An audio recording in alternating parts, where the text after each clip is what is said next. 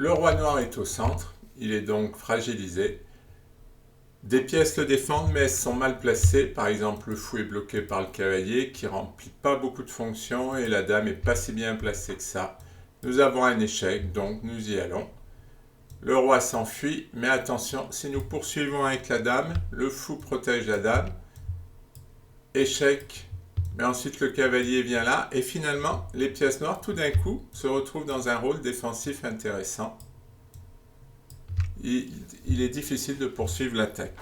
Donc on ne va pas faire échec avec la dame, mais avec le fou, ce qui est intéressant puisque la dame bloque le roi et oblige le roi à revenir sur une case où il va subir un échec à la découverte.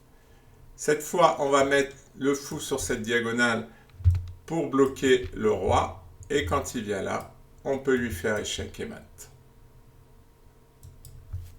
Les blancs ont 3 pièces qui peuvent participer à l'attaque, la dame, le cavalier qui va venir sur une très forte case centrale, et la tour qui va pouvoir rentrer dans le camp des noirs très facilement. De toute façon, là, il n'y a pas beaucoup à chercher, il n'y a qu'un seul échec possible, mais en plus c'est un bon échec, puisqu'il bloque complètement le roi, qui n'a qu'une case. Nous poursuivons avec la tour qui rentre sur la 7e avec échec. La dame va venir menacer échec et mat. On ne fait pas échec, mais on fait une menace. Seule défense, la dame qui vient. Et maintenant, nous venons avec le cavalier, à la fois attaquer la dame et le pion, qui se retrouve attaqué 3 fois. La partie est finie pour les noirs. Ils peuvent essayer de continuer à protéger, mais ça ne marche pas. Tour prend échec, dame prend échec et mat. Les noirs disposent de 3 pièces pour attaquer, le cavalier qui est très bien placé. Quand on dit qu'il faut mettre les pièces au centre, en voici un exemple. La tour et l'autre tour qui va venir. Donc cette tour bloque le roi. De toute façon, elle ne peut pas faire échec, donc ça résout pas mal de questions. Le cavalier joue un rôle important. Il ne nous reste plus qu'à mobiliser cette tour. Et nous allons voir que le pion va être la 4e pièce également qui va participer au mat. Donc nous commençons par la tour, échec. Le roi est bien bloqué. Maintenant, les blancs ont 2 cases.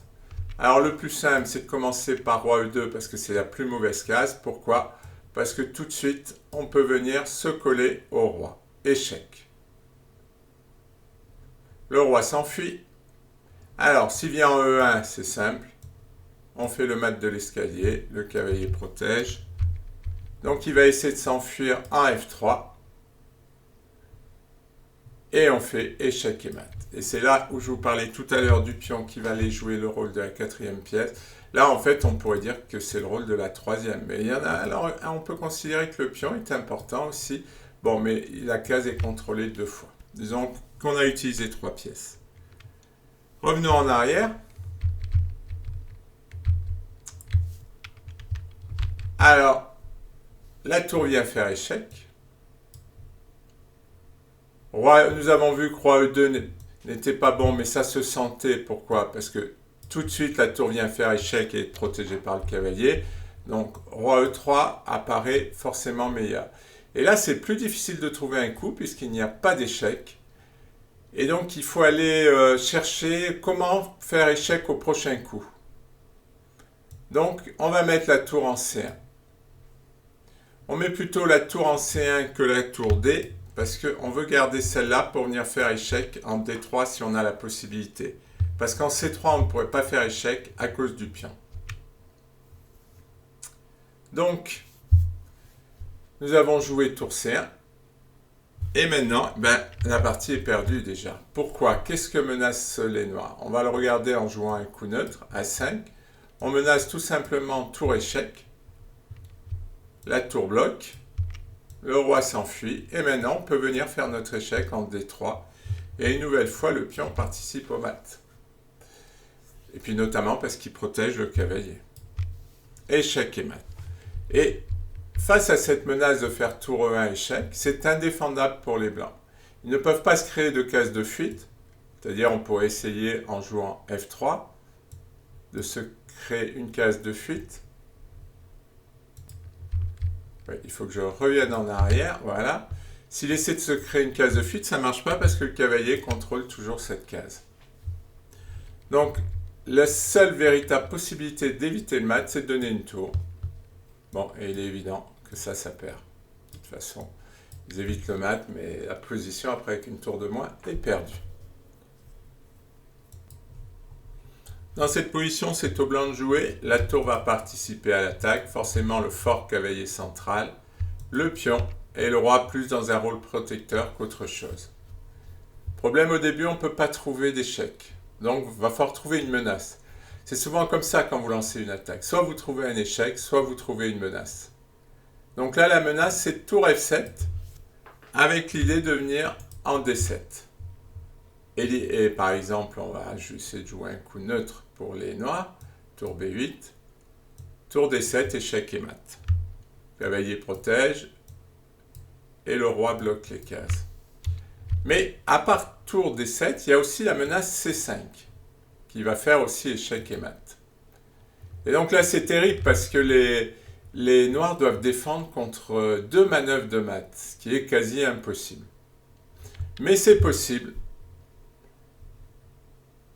avec fou E7. Alors, pourquoi fou E7 est très fort? Parce que non seulement le fou empêche la tour de venir faire échec, mais en plus, maintenant, si les blancs font échec, le roi a une case de fuite.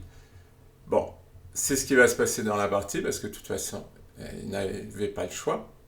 Ils étaient obligés de jouer ça, les noirs, et les blancs gagnent le fou. Et maintenant, on va voir un schéma de mat, toujours avec 3 pièces. C'est le fou, le cavalier et la tour. Et bon, on peut presque dire 4, hein, parce que quand même, le pion, il participe bien en bloquant le roi. Donc là, quoi que jouent les noirs, à chaque fois, on va retomber sur le même schéma de mat. Alors, on va commencer par roi D8. Et donc, cavalier C6. Ça, c'est le genre de coup que j'appelle presque miraculeux. Parce que non seulement on fait échec, mais en plus, on protège la tour. Voilà. Et fou, échec et mat. On va retrouver ce schéma de mat à chaque fois, quoi que jouent les noirs. Donc, si je joue roi D8, c'est perdu. On va enlever toutes ces flèches. Si je joue roi C8, eh bien c'est pareil, mais juste avec une interversion de coup. On commence par le fou. Et on termine avec le cavalier. Le roi vienne en D8 ou en B8. Fou prend E6. Qui vienne en B8, c'est pareil. On fait cavalier C6, échec et mat. Et il y avait encore un dernier coup possible, après tour E7. C'était roi B8. Mais c'est pareil, hein, cavalier C6, échec, voilà, et fou prend mat. Donc retenons que soit quand on lance une attaque, soit on fait échec, soit on trouve une menace, et qu'il faut la plupart du temps, effectivement des fois on fait mat avec 2 pièces, mais la plupart du temps il faut 3 ou 4 pièces qui nous assurent le gain.